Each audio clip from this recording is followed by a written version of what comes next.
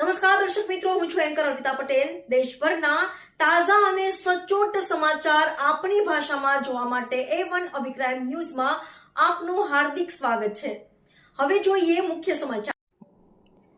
અમરેલી જિલ્લાનો સૌથી મોટો ખોડિયાર ડેમ વધુ એક વખત છલકાયો। ગીર જંગલ વિસ્તારમાં ભારે વરસાદથી ખોડિયાર ડેમમાં પાણીની બમ્પર આવક। ધારી ગીરના ગામડાઓમાં જંગલ વિસ્તારમાં અંદાજિત 4 ઇંચ જેટલો વરસાદ ખાબક્યો। ખોડિયાર ડેમના 3 દરવાજા 1.5 ફૂટ ખોલવામાં આવ્યા।